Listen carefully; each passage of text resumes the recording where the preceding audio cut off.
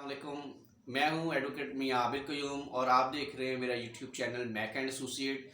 आज की इस वीडियो में हम बात करने जा रहे हैं कि एक ट्रेडमार्क रजिस्टर्ड करवाना क्यों ज़रूरी है। इससे पहले जितनी मेरी यूट्यूब पे वीडियोस पड़ी हुई हैं रिलेटेड टू ट्रेडमार्क, वो इसकी रजिस्ट्रेशन, इसकी इन्फ्रिंजमेंट, पासिंग ऑफ, इसके जो है वो मतलब differences with copyright, with patent, with design, इसकी इम्पोर्टेंस और इसके सो मैनी अदर जो इसके टॉपिक्स हैं उनके ऊपर। लेकिन कुछ जो है वो कलीग्स ने, इन फ्रेंड्स ने ये जो है फरमाइश की कि क्यों आप हमें ये नहीं बताते कि इसको रजिस्टर हमें क्यों कराना चाहिए। ये लॉ के अंदर एक रिक्वायरमेंट तो है, लेकिन इसके क्या बेनिफिट्स भी कुछ हैं। अगर एक जो है वो, क्योंकि अनरजिस्टर्ड ट्रेडमार्क भी होते हैं, बहुत सारे इन्हीं ब्रांड्स ऐसे हैं जो डेवलप भी हो जाते हैं, वो पॉपुलर भी हो जाते हैं, but still they are not registered. तो उनको किस स्टेज पे मैंडेटरी हो जाता है एक ट्रेडमार्क को रजिस्टर करवाना, या फिर हम नॉर्मल कोर्स ऑफ वर्क में कब इसको रजिस्टर करवाते हैं, क्यों करवाते हैं, इसके बेनिफिट्स क्या हैं। तो इसी पे हम बात करने जा रहे हैं। वीडियो को एंड तक देखिएगा ताकि आपको ये सारे बेनिफिट्स जो मैं इसमें बताने जा रहा हूँ उसमें ये भी सारा कवर हो जाएगा कि एक ट्रेडमार्क को रजिस्टर क्यों करवाया जाता है। तो स्टार्ट कर लेते हैं जी कि ट्रेडमार्क जो है वो रजिस्टर्ड करवाना या आपका ब्रांड जो है रजिस्टर करवाना क्यों ज़रूरी है और उसके क्या बेनिफिट्स हैं। तो इसका जो सबसे पहला बेनिफिट है वो ये है कि जी ये एक एविडेंस क्रिएट होती है, यानी the first benefit is to create the legal evidence of your brand. कि आपने एक ब्रांड बनाया, वो ब्रांड जो है वो काफ़ी वेल नोन भी हो गया, पॉपुलर भी हो गया, उसकी गुडविल भी बन गई, लेकिन उसको उस वक्त तक लीगल कवर नहीं मिलेगा, वो आपकी एक लीगल डॉक्यूमेंट की शेप में नहीं आएगा जब तक आप उसको अप्लाई करके थ्रू प्रोसेस जो भी उसका है उसको रजिस्टर्ड करवा के एक सर्टिफिकेट गवर्नमेंट ऑफ पाकिस्तान से हासिल नहीं कर लेते। तो वो जब हासिल कर लेते हैं तब आपको एक लीगल कवर मिल जाता है, और वो that is the first evidence to produce in the court of law कि ये मेरा डॉक्यूमेंट जो है वो प्रूव करता है कि मैं इस ट्रेडमार्क का ऑनर हूँ, और साइमल्टेनियसली ये आपकी ऑनरशिप भी क्रिएट हो जाती है। ठीक हो गया जी। ये ऐसे ही है कि आपके पास ज़मीन का एक टुकड़ा है या गाड़ी है, आपके पोजेशन में ज़रूर है, आप उसे बेनिफिट भी ले रहे हैं, लेकिन वो आपके इंटाइटलमेंट नहीं है, मतलब वो आपके नाम पे नहीं है, क्योंकि वो आपने कभी उसकी सेल डीड नहीं करवाई उस मकान की या उस प्लॉट की। तो इसी तरह से अगर गाड़ी है वो अगर आपने अपने नाम ट्रांसफ़र नहीं करवाई तो वो आपके कागजात में नहीं है। तो इसी तरह से ये जो ट्रेडमार्क सर्टिफिकेट है, unless you get the registration, you will not be entitled to use it as a piece of evidence and, और साथ ही इसकी इंटाइटलमेंट भी आपको उस वक्त तक नहीं मिलेगी। तो ये सबसे पहला जो है ना इसका बेनिफिट है कि आप इसलिए करवाते हैं ये न्यू ट्रेडमार्क की रजिस्ट्रेशन कि आपको वो एक लीगल डॉक्यूमेंट मिल सके जो आप किसी भी फोरम पे और किसी भी वक्त एज पर योर नीड आप उसको प्रेजेंट कर पाए। जो इसका सेकंड बेनिफिट है वो है जी प्रोटेक्शन फ्रॉम इन्फ्रिंजमेंट। अगर आपका ट्रेडमार्क जो है वो कोई इन्फ्रिंज कर रहा है, उसको कोई कॉपी कर रहा है, उसकी वायलेशन कर रहा है, तो आप अगर रजिस्टर्ड नहीं है तो आप तो लीगल प्रोटेक्शन सीख नहीं कर पाएंगे। आल्दो के अगर एक ब्रांड रजिस्टर्ड नहीं भी है फिर भी वो पासिंग आपका सूट कर पाएगा, लेकिन in that case you will not be entitled to get the criminal remedies under the law which are provided only to the registered proprietor of a trademark। अगर आप रजिस्टर्ड नहीं होंगे तो आप सिर्फ पासिंग आपका सूट करने के अलावा आपके पास कोई रेमेडी नहीं रह जाएगी। तो आपको इन्फ्रिंजमेंट से बचने के लिए जो रजिस्ट्रेशन है वो मैंडेटरी है, ज़रूरी है। वही आप दिखा के तो आप पीनल एक्शन भी ले सकते हैं और सिविल सूट में भी सूट फॉर इन्फ्रिंजमेंट फाइल कर सकते हैं। तो ये इसका दूसरा बेनिफिट है। अच्छा, अब इसके तीसरे हम बेनिफिट पे आ जाते हैं। ये आपको लीगल कवर प्रोवाइड करता है। The third benefit is legal cover to protect your brand and business name. जब हम एक ट्रेडमार्क को रजिस्टर करवा लेते हैं तो ये अदर पार्टीज को भी एक मैसेज चला जाता है टू योर कंपिटिटर, और जो अदर उस इंडस्ट्री के लोग हैं कि ये बंदे ने ये मार्क जो है अपने नाम पे या अपनी अगर आप जो भी बिजनेस है, अगर वो मतलब प्राइवेट लिमिटेड है, आप कारपोरेट बॉडी बनवा रखी है, तो उसके नाम पे रजिस्टर करवाते हैं। तो जो भी आपकी एंटिटी है आप अपने पर्सनल नाम पे करवा लें या उस एंटिटी पे, तो it gives the message to your competitor that you are a registered trademark holder. तो आपकी जो उस ब्रांड को कॉपी नहीं करना, कॉपी करेंगे तो वो विल बी इन ट्रबल। तो ये मैसेज भी थर्ड पार्टीज को चला जाता है, जो कि अगर ऐसा कोई करने का सोच रहे होते हैं या उनके माइंड में आपका ट्रेडमार्क कॉपी करने की कोई इंटेंशन होती है, तो ये आपको लीगल कवरेज मिल जाता है। लिहाजा ये तीसरी जो है वो कह ले कि इसकी इम्पोर्टेंस थी, और जो इसकी थर्ड जो है मैंने आपको बताई कि इसलिए भी ट्रेडमार्क को रजिस्टर करवाना ज़रूरी है। ये इसका थर्ड बेनिफिट था। अब जी बात करते हैं कि इसका फोर्थ जो बेनिफिट है वो है यूज ऑफ आर सिंबल। अब मेरे भाइयों, आपने देखा होगा कि लोग अपने मार्क के साथ ना आर लिखते हैं, कुछ टीएम लिखते हैं। ये भी very common question people ask from time to time, when we should write TM and when we should write R. अपने ब्रांड के साथ कब हम आर लिख पाते हैं और कब हम टीएम लिखते हैं। और ये बड़ा ही सिंपल है। आर आप उस वक्त ही लिखते हैं जब आपके पास रजिस्ट्रेशन आ जाती है। ये मैं प्रिंसिपली बात करूं, बाकी तो आपकी मर्जी है, आप जब मर्जी जहां मर्जी जाके आर लिखते फिरे, लेकिन वो प्रिंसिपली और ये जो international trademark intellectual property law को अगर आप देखें तो उसके तहत आप अगर रजिस्टर्ड नहीं है लेकिन आपका ब्रांड है, तो तब आप टीएम लिखेंगे कि ये मेरा it indicates that it's your trademark. But if you are also got the registration from the institution, वो आप किसी भी कंट्री में है, तो वहाँ से आप अपने ट्रेडमार्क के अदारे से वो सर्टिफिकेशन अटेन कर लेते हैं, then you can write the R with your brand name.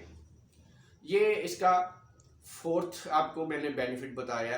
अब हम जो इसका फिफ्थ बेनिफिट है वो बेस करता है कि अगर आपने कोई अपना बिजनेस एक से ज़्यादा कंट्रीज़ में लेके जाना, यानी एक्सपोर्ट करनी है या इंपोर्ट करनी है या मल्टीपल जुरिस्डिक्शन में उस ट्रेडमार्क को यूज़ करना है। लेट्स से आप अगर एक्सपोर्ट कर रहे हैं तो आप अपने गुड्स को न्यूयॉर्क भिजवा रहे हैं या फिर पेरिस लंदन भिजवा रहे हैं, तो वहाँ भी आपकी मार्केट है। तो आप चाहते हैं कि अब आपका मार्क सब्सिक्वेंटली वहाँ भी रजिस्टर्ड हो ताकि वहाँ भी इसकी इन्फ्रिंजमेंट से बचा जाए। तो वहाँ भी आपको अप्लाई करने के लिए अगर आप मैड्रिड का रूट भी लेते हैं, जो कि इंटरनेशनल ट्रेडमार्क रजिस्ट्रेशन एक सिस्टम है, उसके ऊपर भी वीडियो बना चुका हूँ, 2 वीडियोस इसके ऊपर बनी हुई हैं। मैंने जैसे कहा कि ऑलमोस्ट ये मेरे यूट्यूब चैनल पे आपको ये ट्रेडमार्क या कॉपीराइट या इन्फ्रिंजमेंट के हवाले से या इंटेलेक्चुअल प्रॉपर्टी के बहुत सारे टॉपिक्स जो कि शायद ही किसी ने कवर किए हों, वो सारे के सारे टॉपिक आपको मेरे यूट्यूब चैनल पे इंशाल्लाह ताला मिल जाएंगे। तो ये भी मैं इंटरनेशनल जो ट्रेडमार्क रजिस्ट्रेशन इसके ऊपर भी 2 एग्जॉस्टिव वीडियो बना चुका हूँ, उनका लिंक मैं इसी वीडियो के जो है वो कमेंट सेक्शन में दे दूंगा।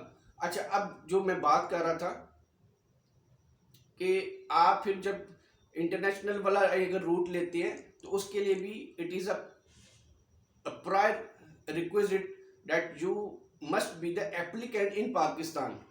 अगर आप पाकिस्तान में भी एप्लीकेंट होंगे तब आप मैड्रिड का रूट लेके तो किसी कंट्री में एक में या एक से ज़्यादा में up to 100 you have the option to apply your trademark with single application. तो उसमें भी आपके लिए ये रिक्वायरमेंट है कि यहाँ पे आपको रजिस्टर्ड हुए हो या एटलीस्ट आपने अप्लाई कर रखा हो। ठीक है जी। अब 6th जो इसका बेनिफिट है ट्रेडमार्क रजिस्ट्रेशन का, वो उस पर बात कर लीजिए कि वो क्या है। तो बहुत सारे अदारे हमारे मुल्क में ऐसे हैं जो कि आपको ये डिमांड करते हैं कि आप अगर ये फलां बिजनेस करेंगे या कर रहे हैं तो इस नाम से कर रहे हैं कि आपने अपना ट्रेडमार्क ले रखा है या अप्लाई कर रखा है। उसकी एक एग्जांपल दे दूं कि ये दराज पे बड़े सारे लोग ई कॉमर्स का बिजनेस कर रहे हैं, बड़ी सारी प्रोडक्ट उधर सेल कर रहे हैं, गुड सेल कर रहे हैं। तो पहले जो दराज था वो कहता था कि आप अपना ट्रेडमार्क जो है वो पहले अप्लाई करें, तो फिर हमारे फोरम पे आएँ, ताकि आपकी सीरियसनेस भी शो हो और आपका ब्रांड भी जो है वो हमें पता हो कि आपने अप्लाई कर रखा है। लेकिन अब मुझे रिसेंटली ये रिपोर्ट मिली है कि अब वो सिर्फ अप्लाई नहीं, वो आपको ये कहते हैं कि इसको रजिस्टर्ड भी होने दें। जब आप रजिस्टर्ड होंगे तो फिर हम आपको परमिशन देंगे कि आप हमारी वेबसाइट पे जाके ई कॉमर्स करें, यहाँ पे वहाँ पे अपने गुड्स को सेल करें। तो ये मैंने आपको एग्जांपल दी है एक डिपार्टमेंट की।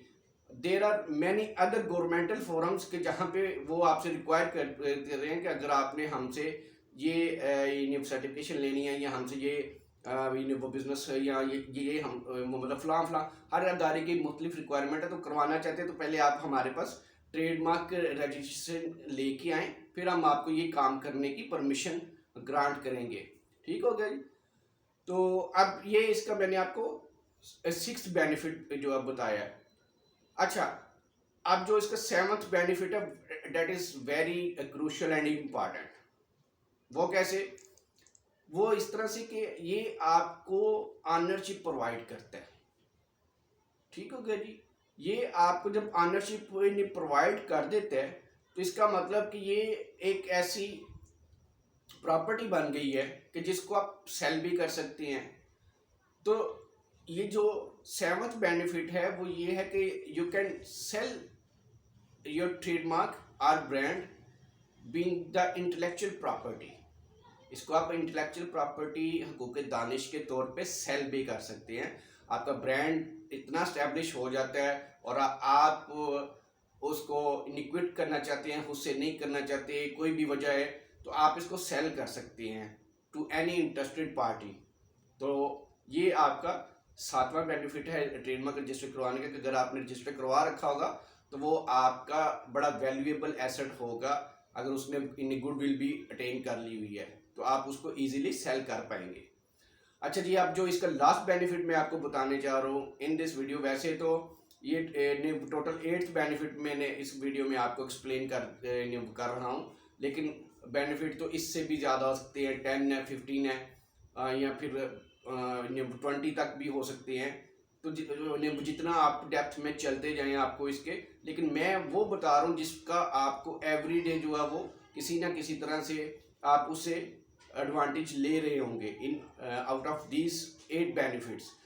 तो the last one and again it is very very important benefit of trademark registration to do the franchising. 8वां बेनिफिट क्या है?